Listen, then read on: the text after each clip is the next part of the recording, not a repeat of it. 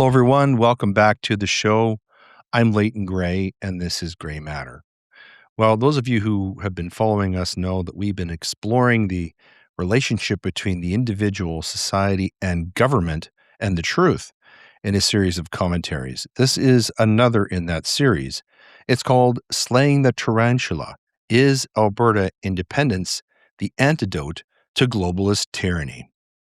We begin with a quotation from Dr. Thomas Sowell, who wrote, "The vision of the left, full of envy and resentment, takes its worst toll on those at the bottom, whether black or white, who find in that paranoid vision an excuse for counterproductive and ultimately self-destructive attitudes and behavior."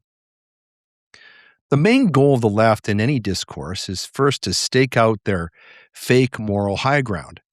Regardless of the issue under discussion or how absurd their arguments may be, it is pivotal for them to assert the claim of unassailable virtue.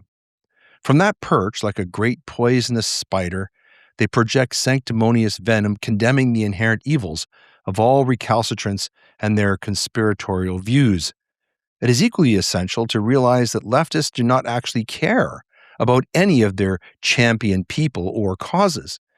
Once these aggrieved groups or special interests are no longer useful, then they are unceremoniously cast aside. Leftists are first and foremost hypocrites. Their alleged concerns are but a veneer from behind which they shamelessly exploit the suffering of others, which they of course cause, as political currency. Put simply, if the left did not employ a double standard, then they would have no standard at all. From COVID-19 to climate hysteria and radical gender ideology, race baiting, cries on behalf of minorities, the radical feminist agenda, or insistence upon distributive justice for the poor and underprivileged, the cause of today is contradicted by their behavior tomorrow. Leftists only care whether such realignments and treachery advance their political agendas and personal fortunes, which are their sole motivation. Anyone or anything in their path must be ideologically annihilated. Our conservative institutions must be persistently attacked so that leftists can denigrate them and claim their own postmodern positions as morally superior. They reflexively resort to their routine playbook in a manner which is patently obvious to any astute observer, but which is nonetheless proven to be reliably successful. In this way, their actions become entirely predictable, making them vulnerable to exposure once the person on the street awakens to their game. Consequently, leftists turn to censorship in the name of ending hatred and divisiveness, which they declare selectively. But their true aim is to ostracize and silence all of their political and ideological opponents. Now, this pattern has become transparent once again with the dramatic rise of derision directed at white supremacy and Christian nationalism. Such allegations are now being directed at proponents of Alberta Independence, for example. Of course, to leftists, such terms relate neither to race or to religion. They are instead leveled as pejorative accusations, their real objects being God-fearing Canadians of any ethnicity. In his seminal thesis, Also sprach Zarathustra, or So Spake Zarathustra, Friedrich Nietzsche set out his parable of the tarantula, describing how the left comes in the name of justice and equality to suck the lifeblood of the weak and impotent, bloating itself upon the suffering of those vulnerable souls whose causes they only appear to champion. Quote, "Lo, this is the tarantula's den. Wouldst thou see the tarantula itself? Here hangeth its web. Touch this, so that it may tremble. There cometh the tarantula willingly. Welcome, tarantula. Black on thy back is thy triangle and symbol. And I know also what is in thy soul. Revenge is in thy soul. Wherever thou bitest, there ariseth black scab. With revenge, thy poison maketh the soul giddy. Thus do I speak unto you in parable, ye who make the soul giddy, ye preachers of equality. Teachers are ye unto me, and secretly revengeful ones. but I will soon bring your hiding places to the light. Therefore do I laugh in your face my laughter of the height. Therefore do I tear at your web, that your rage may lure you out of your den of lies, and that your revenge may leap forth from behind your word, justice. Because for man to be redeemed from revenge, that is for me the bridge to the highest hope, and a rainbow after long storms. Otherwise, however, would the tarantulas have it. Let it be very justice for the world to become full of storms of our vengeance. Thus do they talk to one another. Vengeance will we use and insult against all who are not like us. Thus do the tarantula hearts pledge themselves. And will to equality, that itself shall henceforth be the name of virtue. And against all that hath power will we raise an outcry. Ye preachers of equality, the tyrant frenzy of impotence crieth thus in you for equality. Your most secret tyrant lodgings disguise themselves thus in virtue words, fretted conceit and suppressed envy, perhaps your father's conceit and envy. In you break they forth as flame and frenzy of vengeance. What the Father hath hid cometh out in the Son, and oft have I found in the Son the Father's revealed secret. Inspired ones they resemble, but it is not the here that inspireth them, but vengeance. And when they become subtle and cold, it is not spirit, but envy that maketh them so. Their jealousy leadeth them also into thinkers' parts, and this is the sign of their jealousy. They always go too far, so that their fatigue hath at last to go to sleep on the snow. In their lamentations soundeth vengeance, in all their eulogies maleficence. And being judged seemeth to them bliss. But thus do I counsel you, my friends, distrust all in whom the impulse to punish is powerful. They are people of bad race and lineage. Out of their countenances peer the hangman and the sleuth-hound. Distrust all those who talk much of their justice. Verily, in their souls not only honey is lacking.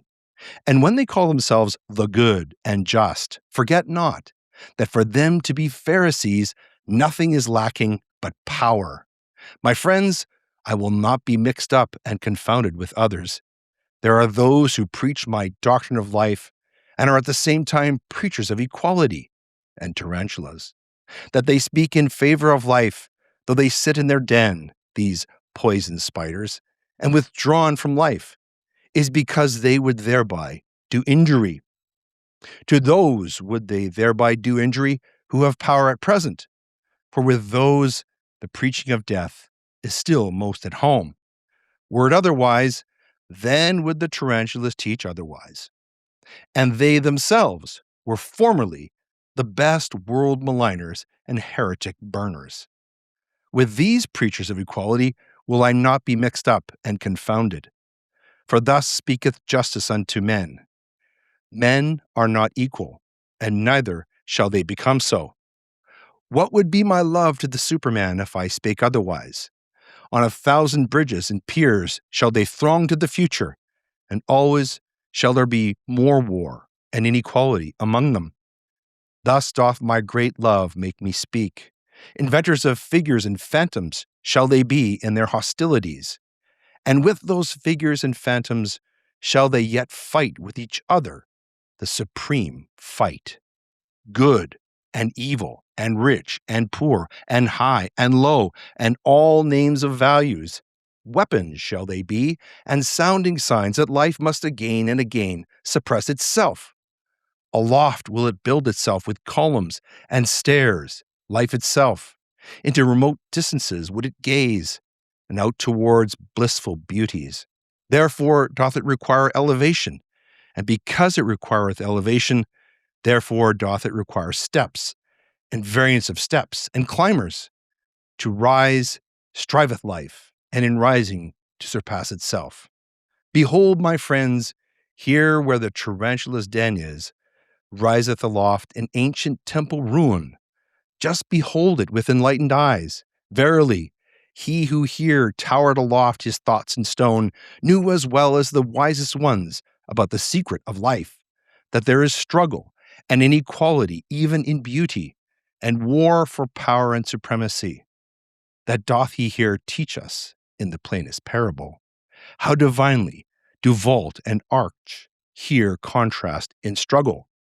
How with light and shade they strive against each other, the divinely striving ones. Thus, steadfast and beautiful, let us also be enemies, my friends. Divinely will we strive against one another. Alas, there hath the tarantula bit me, myself, mine old enemy. Divinely steadfast and beautiful, it hath bit me on the finger. Punishment must there be, and justice. So thinks it. Not graciously shall he here sing songs in honor of enmity. Yea, it hath revenged itself, and alas, now will it make my soul also dizzy with revenge. That I may not turn dizzy, however, bind me fast, my friends, to this pillar.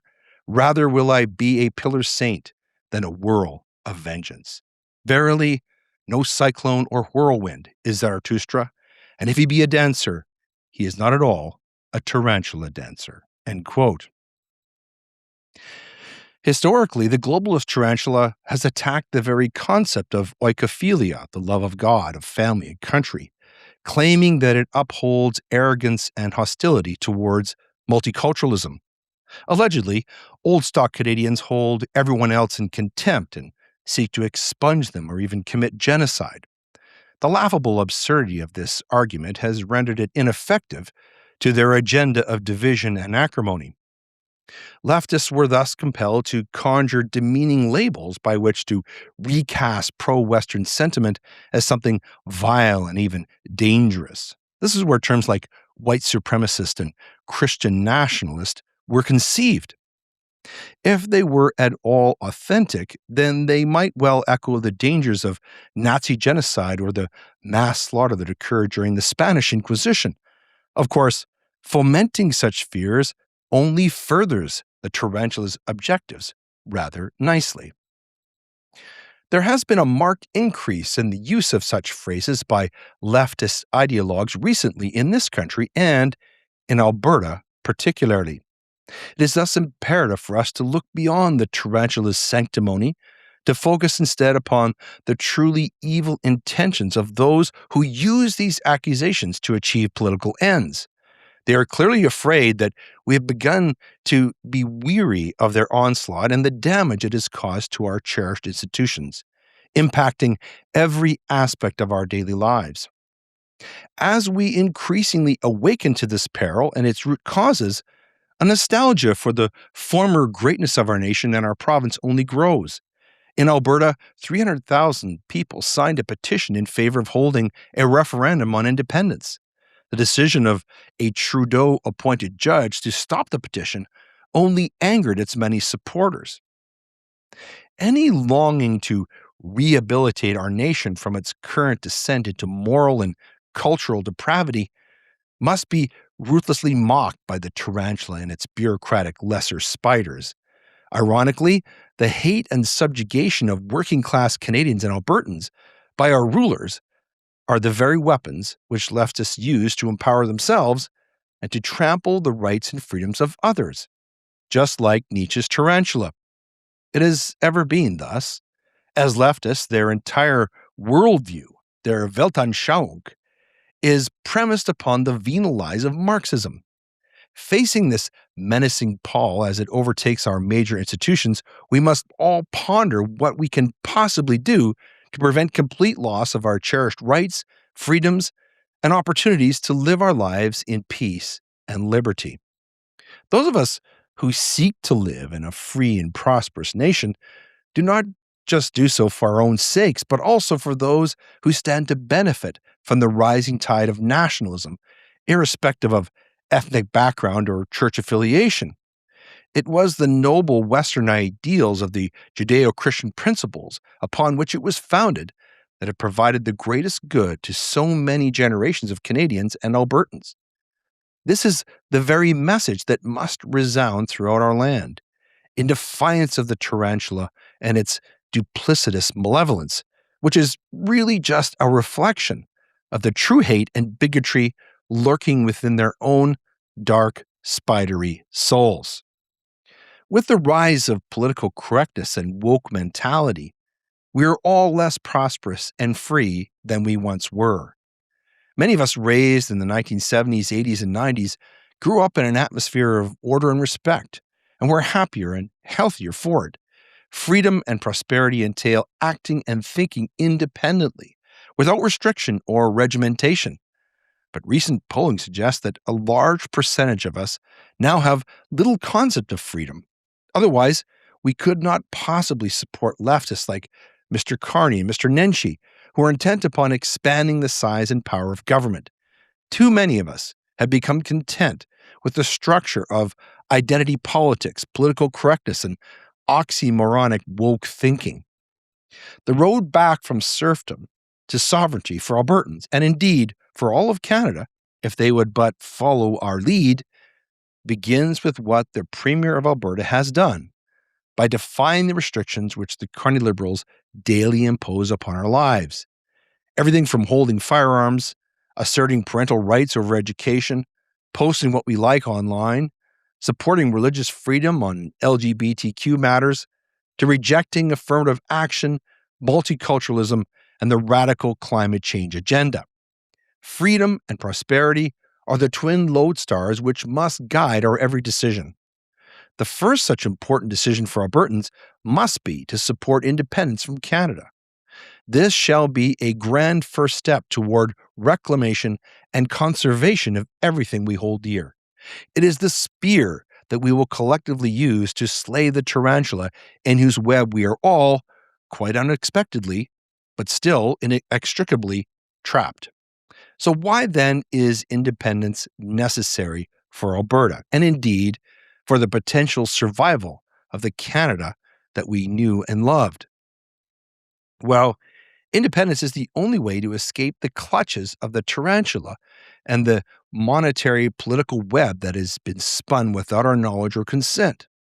To the casual observer, Canada may still operate as a standard Western democracy governed by elected officials, checked by an independent central bank, and fueled by competitive free markets. But closer investigation into corporate registries, pension board allocations, and historical advisory councils reveals a starkly different reality. The Canadian Crown operates as a tightly knit, multi-generational corporate web, a closed habitat. A small group of elites cycle between global investment banks, private monopolistic holding companies, public pension boards, and the highest offices in our federal government.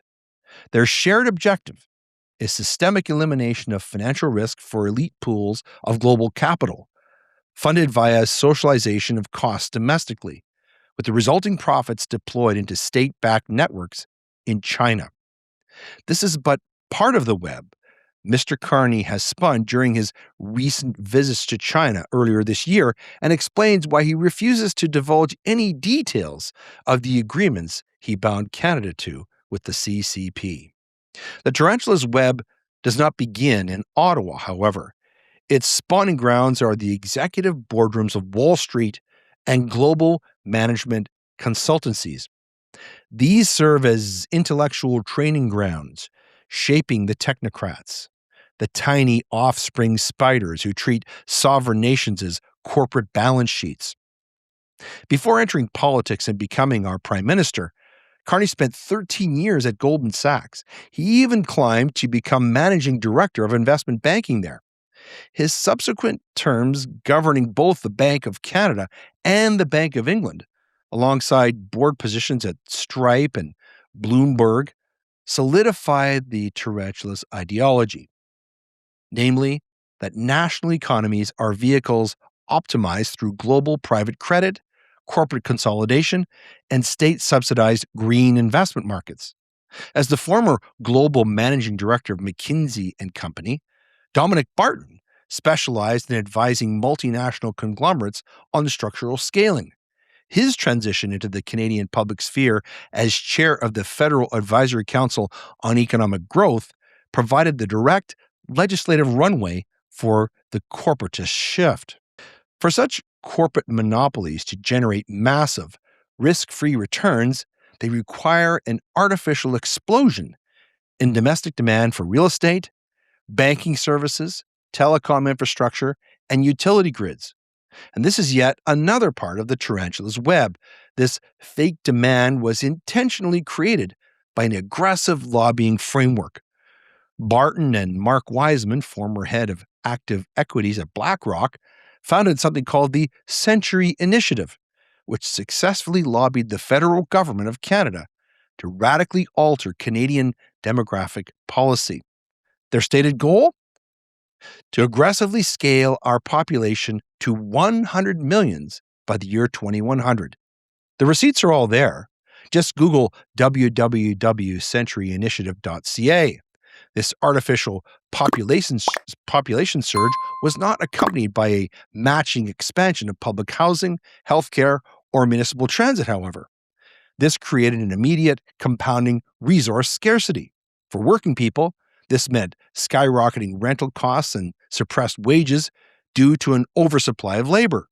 For the tarantula's corporate web, it meant an exponential increase in valuation of their pre-existing financial and real estate assets. To prevent public backlash from disrupting the globalist web being spun, corporate elites maintain deep, multi-generational bipartisan control over the federal political apparatus.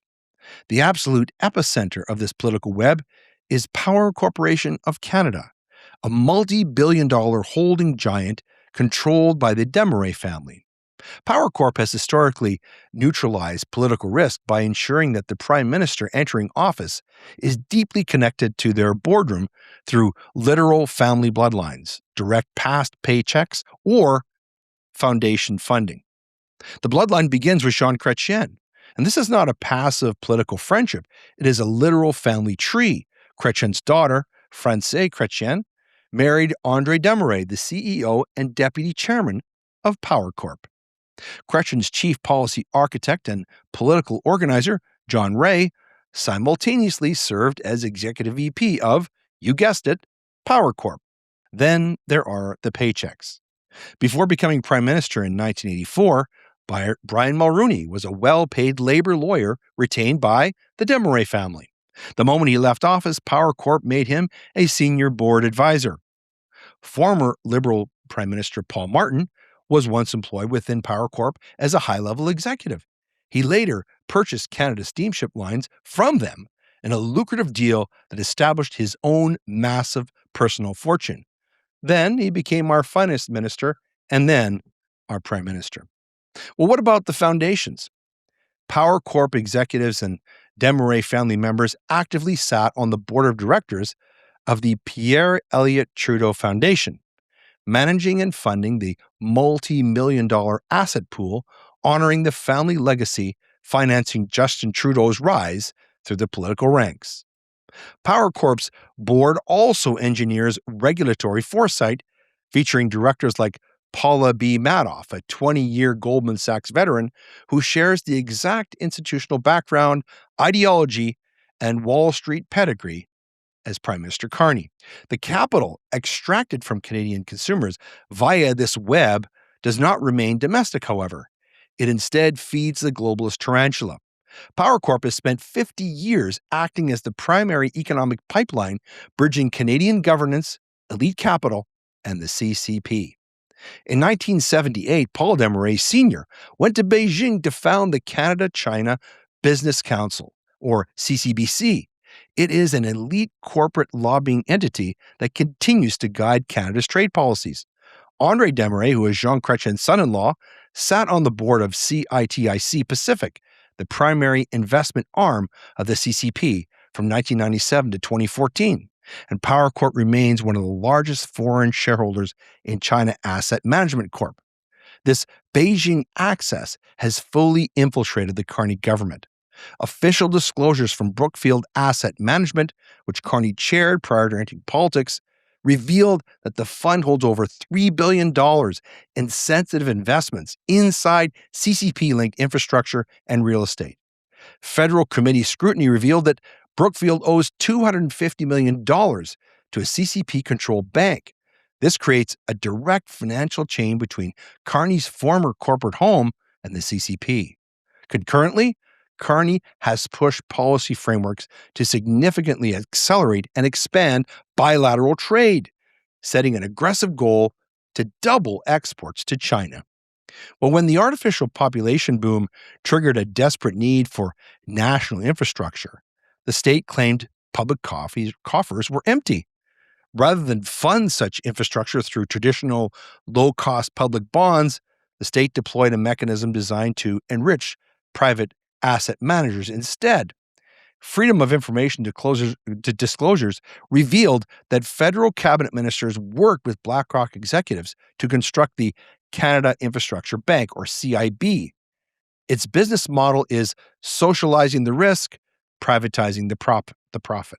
The CIB uses public tax dollars to fund the volatile, expensive, upfront construction costs of utility grids, transit corridors, and green energy arrays. And once a project is fully operational and de-risked, the long-term management and revenue collection are transferred to mega firms like Brookfield and Power Corp. And these private entities suck inflation-protected tolls, user fees, and service premiums directly from the economic lifeblood of Canadian consumers and taxpayers. Finally, there's the pension hostage situation. This part of the web is trapped via CCP Investments, which manages over $600 billion of Canadian retirement capital. Board members ensure that public pension money is heavily deployed as foundational capital, backing these exact same elite private infrastructure and green transition funds. Annual reports also disclose billions in active holdings within mainland Chinese equities and CCP-linked markets. Working Canadians are caught in this web with no avenue of escape. Our current tax dollars fund local corporate projects, while our mandatory retirement savings are deployed overseas to stabilize the very state-backed global markets where Power Corp and Brookfield operate. And so, the tarantula's financial web operates flawlessly. The Wall Street planners dictate the demographic policy. The federal government uses crown power to legislate the resulting infrastructure demand. The public purse, you and me, our taxpayers, absorb the financial liabilities.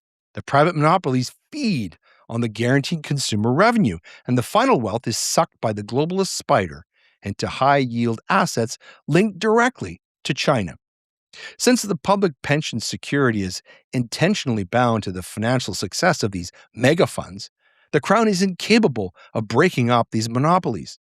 We average citizens are thus snared in an economic web, forced to pay some of the highest consumer, telecom, insurance, and utility fees in the developed world to private entities, while their own tax dollars, our tax dollars, and retirement contributions are to feed the tarantula consuming our purchasing power.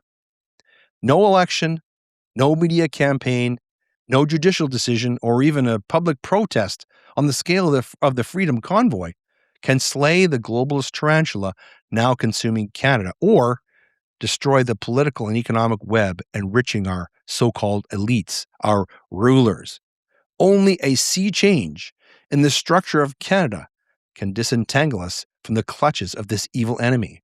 Right now, that pathway is Alberta Independence. We close with a quotation from Argentinian leader Javier Milei, who said, "The underlying values of leftism are envy, hate, resentment, unequal treatment under the law, and violence." Hungry for truth beyond the television? Well, extend the conversation with Grey Matter online. Grey Matter's insights continue in your inbox. Subscribe to our Substack newsletter, where we dive deeper into the spiritual battles facing Canadian families today. Equip yourself to stand firm in your faith and lead with godly wisdom. Join our growing community of truth seekers at substack.com/Grey Matter newsletter. Subscribe today and never miss the Canadian perspective on what matters most. If you value the conversations we have here every week on Grey Matter, then you know the cultural and legal battles we're facing aren't just political, they're spiritual, and they're fighting the very foundations of Western civilization. If you're ready for an uncompromising, legally precise defense of our civil liberties, our traditional values, and the rule of law, Leighton's new book, Trials, Tribulations, and Truth, was written for you. Join the defense. Grab your copy of Trials, Tribulations, and Truth on Amazon right now by clicking the link in the show notes, or go to thegraymatterpodcast.com. The battle has always been over people and ideas, but they're just the targets. The real enemies are spiritual principalities and powers. Gray Matter's purpose is to reach out with the voice of Christian truth to men between 18 and 44. We believe that these sons and fathers are Christ's inheritance. Join us financially and help us to speak so Canadians hear truth that sets men free and brings families to Jesus. Contact us by email at graymatterconnect@gmail.com or mail us at Post Office Box 2436, Fort Macleod, Alberta, postal code T0L0Z0. Thank you for your support.